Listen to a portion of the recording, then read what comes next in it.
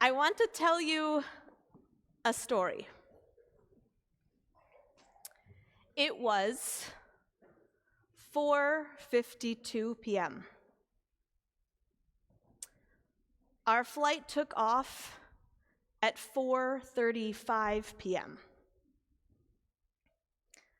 Eder drank all of his milk. He read every book we brought. He wasn't tired. He did not want to sit still. In 17 minutes, he had played with every toy in the diaper bag and discarded them. He sounded like that. He was screeching, and Solomon and I were passing him back and forth, trying to appease him. In vain. Good news. Only 4 hours and 22 minutes to go. The woman seated in front of us turned around. I think he might be hungry. Do you think you could try giving him some milk? The woman next to me leaned over. The problem? You fed him too soon. You should have waited. If you'd waited, then his ears wouldn't be popping. His ears are probably bothering him terribly. At least give him the pacifier. Give him some relief. I feel a tap on my shoulder. I turn around. Grandmother. To see the way his legs are pulling up, he's probably gassy. See if you can bicycle his legs a little bit. The woman across the aisle can't hold herself back any longer. She leans over. It's cold here. It's cold. You don't put any socks on your baby? Don't you see he's freezing?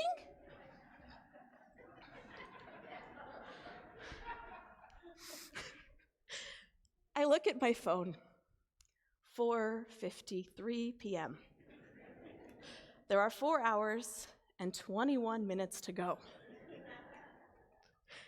4:57 p.m. Finally, the seatbelt sign turns off. Solomon stands up and starts walking Eder up and down the aisle. The grandmother swoon. Oh, what a wonderful father he is. Do you see the way he's taking that baby up and down the aisle? He just knows. Look, oh, his poor back bending over like that. Poor thing, but oh, what a lucky baby to have such a wonderful father. I take out my iPad and begin furiously writing this sermon. This plane ride for me was just a stark depiction of something I've experienced often since becoming a mother. Before Eder was born, there were plenty of times I was in public with people who were grumpy or upset. Even times when my congenial husband wasn't in the best of moods. But no one ever would suggest that Solomon might be gassy.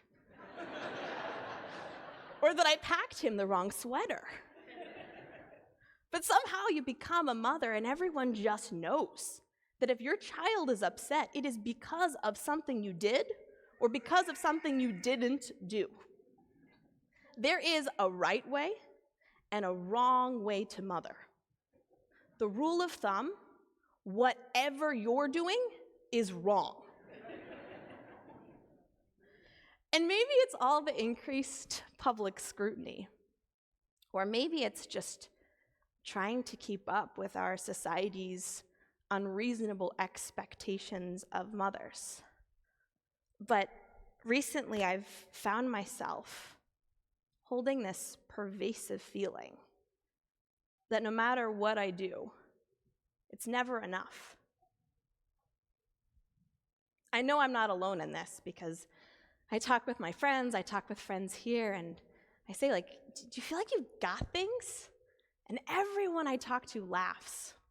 One friend, when I told her, I feel like I can never do all the things I need to do, she said, haha, welcome to motherhood. This is how it is. When I'm at work, I feel like I should be home with my kids. And when I'm home with my kids, I feel like I should be at work or doing the laundry. And whatever I'm doing, it's the wrong thing and I'm in the wrong place. Another friend said, yeah, I just feel like For me, motherhood is just a feeling of failure across the board. Like everything I do is subpar and I can't bring it to the level that I want it to be at. And in each one of these conversations, we all end up laughing. But it's that kind of weird social laugh where you know it's really wrong and not good, and yet we're all laughing and pretending like it's funny. So we're people of the book. So I went to the library for help. And I found this book called Screaming on the Inside, The Unsustainability of American Motherhood. Seemed perfect. I was like, yes, I will read this. In her book, Jessica Gross writes, "The guilt we feel is compounding our eternal exhaustion. The fear we have of being found out as less than perfect mothers keeps us from being truly honest. If we could stop layering guilt atop ourselves every single day, what could we accomplish? What might become clear about our own values?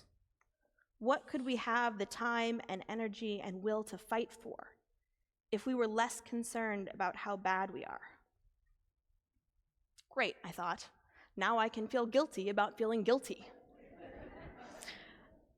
But the question is a good question. In all seriousness, how do we grapple with feelings of inadequacy, of feelings that we can never get it right? I was talking with a mother in our community. Her kids now are all grown. And I asked her, if you could go back in time, if you could go back in time and do it all over again, is there anything you would change? Without skipping a beat, she said, absolutely. She said, when her kids were young, she felt like she was constantly trying to do it all. She wanted to be the perfect mother and the perfect wife, the perfect employee. She was terribly afraid that people would judge her. So she had a rule in her house. No one can come over unless the house is perfectly clean. In practice, that meant no one can come over. And she said that just augmented her anxiety, her intensity, her stress.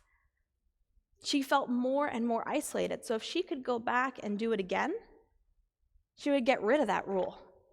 She would deliberately have people over when her house was at its messiest, to remind herself that things don't have to be perfect, they're good the way they are, and to be a model for others to not have to try so hard, to be so afraid of being judged. I love that so much. What's our example of that? How do we do that? How do we invite people into the messiness of what is, rather than trying hard to hold on to this illusion of what we think should be? In our tradition, there's a special blessing that we're told to recite when a child is born.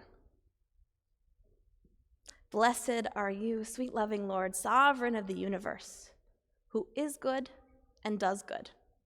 Baruch atah Hashem Elokeinu melech haolam hatov v'hameitiv.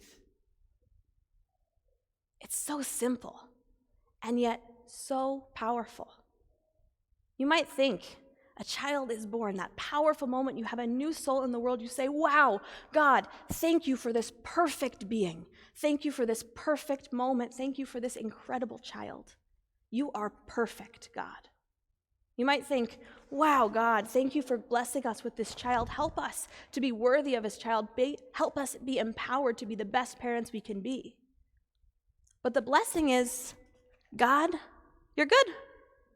Good enough, and things are good. They're getting better every day.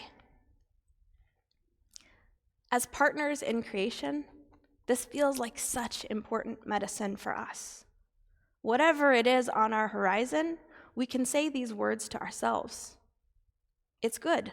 You're good. You're good enough, and it's getting better every day. You get into work, you're sitting at a board meeting, and you pull on your ear and realize you only put on one earring, and that there's banana smeared in your hair. You say, you're good enough, and getting better every day. You start to do your presentation and realize your laptop is sitting on the kitchen counter. You're good enough. You're getting better every single day. You open your inbox and you see that there's someone following up on an email you totally read and definitely forgot to respond to. You're good enough. You're getting better every day. You get home from work and the house is a mess and the kids are melting down and you snap at them in the way you didn't intend to. You're good enough. You're getting better every day. Which brings me back to the plane. The flight out was a total nightmare. And then we had the flight home to look forward to. Spoiler alert, same, exactly the same. Eder was kicking and screaming and flinging cereal. And I was hyper aware of how he was ruining everyone else's flight, ruining their movies, ruining their TV. I was so embarrassed. Just then, a woman tapped me on the shoulder. I turned around with trepidation. She said, "You're doing a really good job, Mom. It's only getting better from here." Please rise, page 184.